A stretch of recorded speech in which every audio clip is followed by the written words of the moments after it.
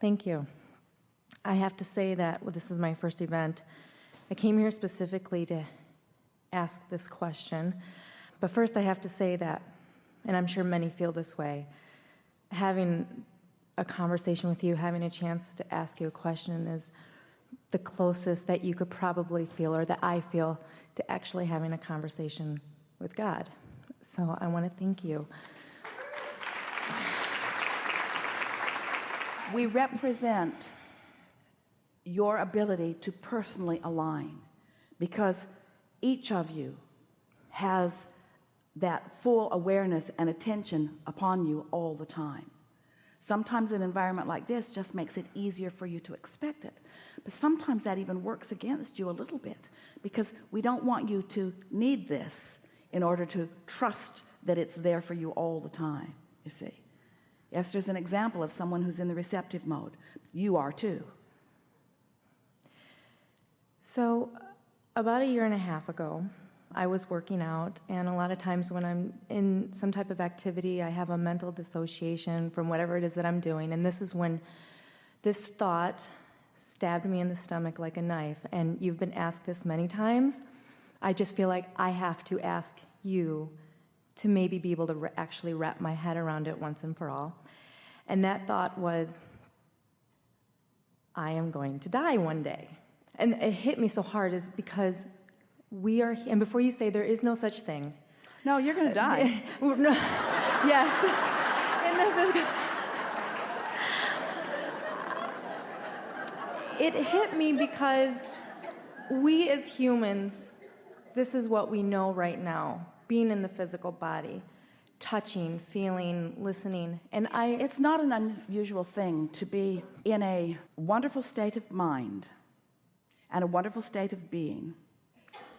You're working out, you're tuned in, tapped in, turned on, you are in that disassociated state, as you say. It's not an unusual thing that when you are feeling your most zest for life, that's when a thought that would come to an end would feel really, really uncomfortable to you, because, oh, it's so delicious to be here in this physical body. We're not going to bore you with trying to convince you that as wonderful as that state of being is, that the reemerging in a non-physical is so many times more than that we can't even find words to explain it. If you think you like life in this body, you're really going to enjoy that leaving behind of all resistance in the other. But at the time that you're loving someone the most, that's when the idea of them not being there is the most painful. That's just the way it's got to be. You can't have it both ways. You can't focus on wanted and unwanted at the same time. So we think that it is a wonderful thing when something that you know is inevitable. In other words, there's not one of you that says, I'm going to be the exception to that. What's that crazy lady talking about up there? She's talking about that I won't always be in this physical body. Of course you know you're not always going to be in this physical body. And so this is one of those subjects that we are really wanting you to close the gap on it. We're wanting you to find a way to figure out what that means, what the whole of your life experience means in terms of being an eternal being. And I don't want to be fearful of that. I want to focus on the things that I enjoy. I think the fear comes from the unknown, that what that transition is like. The fear comes from you thinking a thought that is in opposition to what Source knows about it, because you're thinking of death as ending. Source knows that it's not ending. Right. You're thinking of it causing you to be really different than you are. Source knows that that's not the way it is either. In other words, your perception of what death is, so when you focus upon it, it is so contrary to what Source knows that it is, that of course you're going to have that uncomfortable feeling about it. I want to approach this in another way for just a moment. So imagine that you are a mentor to a young girl, a really little girl. She's just 3 or 4. She's old enough that she's beginning to ask questions. And she says to you, tell me what it's all about. I really want to understand. And you think, well, it's time for this little girl to know things. And so I'm just going to level with her. She might as well learn it early. So you say to her, your body's going to stretch and stretch and stretch and stretch. And all the clothes that you have now are no longer going to fit. And she looks at you. She just got something she really likes. And she's got on these little shoes that she just loves. And so your conversation with her is upsetting. And then you say, and you're not always going to live here with mommy and daddy. Now she's in terror. Well, where am I going to go? Well, you'll figure it out. You're going to go live with somebody you don't even know now. Probably in a house far, far, far away from here. And your mommy and daddy will come to visit you because you know they really love you.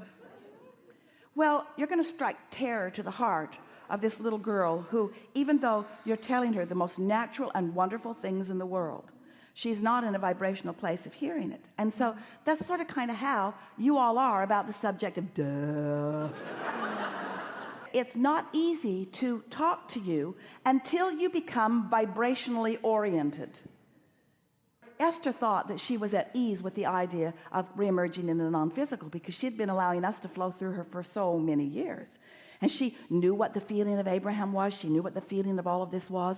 But it wasn't until her dear heart, Jerry, made his transition into non-physical that she even came close to realizing that it's not only not the end of you, it's really the beginning of so much more. And because she was already in the receptive mode, she had the benefit of being able to now understand that it is the most natural transition in the whole world, that there is no disadvantage to it whatsoever. It's not what people think that it is, unless they are only see it, hear it, smell it, taste it, touch it, oriented. If you are wanting everything to manifest into what you can see and experience with your physical senses, then the death experience is never going to be something that you're ever going to be all right with.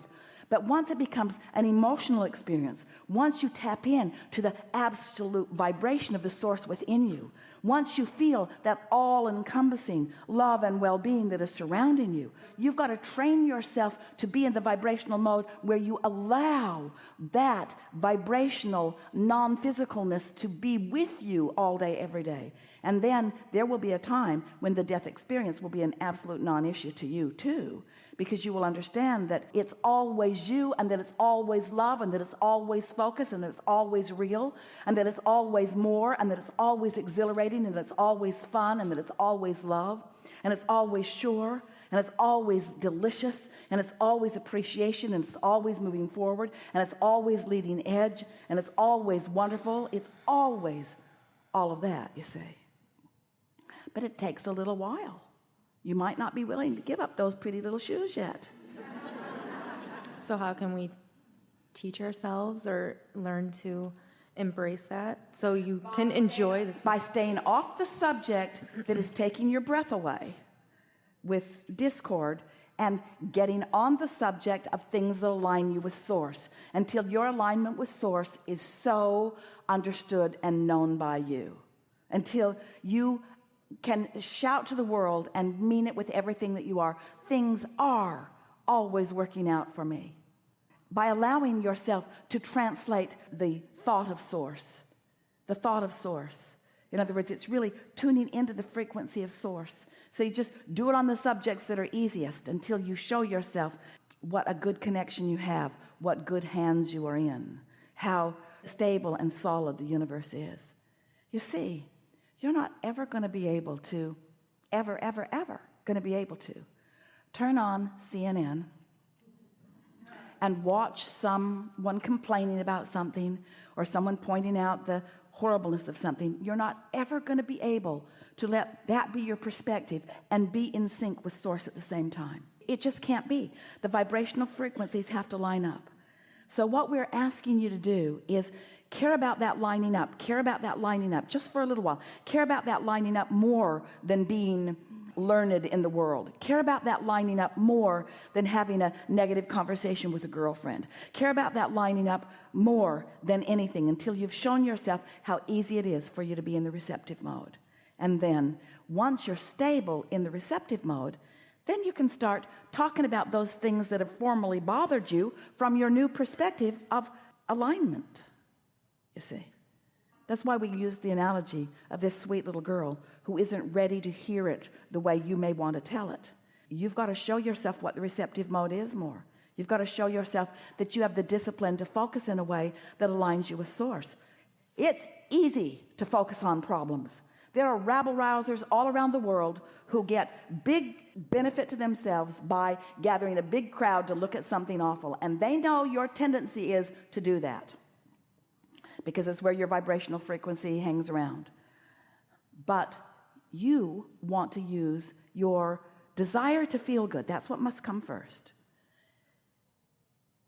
in order to help you to focus in a way that connects you with who you really are until you're there. Sometimes people think that when we talk about being in the allowing mode, the receptive mode, the allowing mode, the receptive mode, that what that means is you'll get to a place where then you can look at awful things and not feel bad. That's not what it is. You get into the receptive mode and then awful things don't come across your path. You get to the receptive mode and then you have the ability to see things as they really are.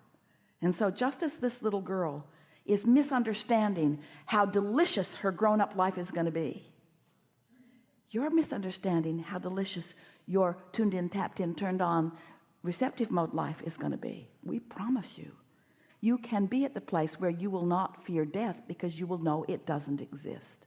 It does not exist. It does not exist. It does not exist. There is no ending to who you are. There's no ending to your recognition of you.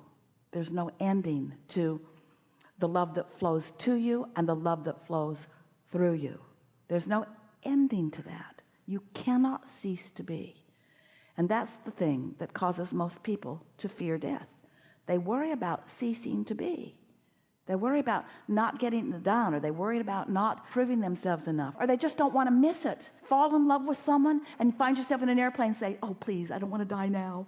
Last week it would have been fine, but this week, no.